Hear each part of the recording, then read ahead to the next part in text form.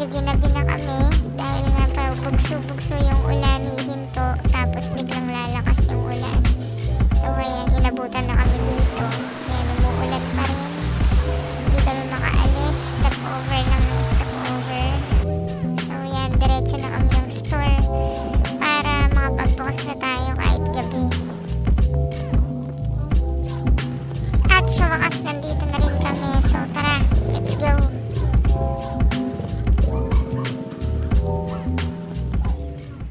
So ayan, kakarating lang natin pero meron agad tayong first order at sunod-sunod na rin naman na yan. Pati ang ating chicken pastel. Ayun nga lang at medyo mahihirapan nga rin tayo mag-deliver today dahil nga paulan-ulan yung panahon, hindi maintindihan.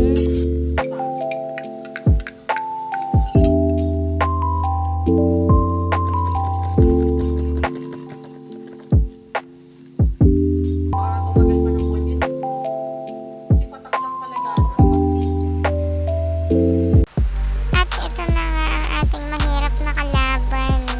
Pero kahit umuulan, tuloy-tuloy pa rin tayo dito. Yun nga lang, kawawa si CJ mag-deliver, basa na siya. So ayan, lakas pa rin ang ulan, around 12 AM na rin. Medyo maaga tayo magsasara ulit ngayon dahil mahirap na rin magkasakit. Lalong-lalo na sa panahon ngayon.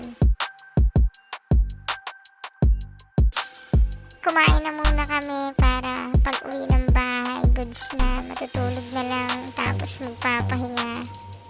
Actually, ang daming umu-order lalo na kapag maulan kaso hirap na tayo mag-deliver. So maaga tayo magsasara ngayon, magwa 1 AM pa lang pero magko-close na kami.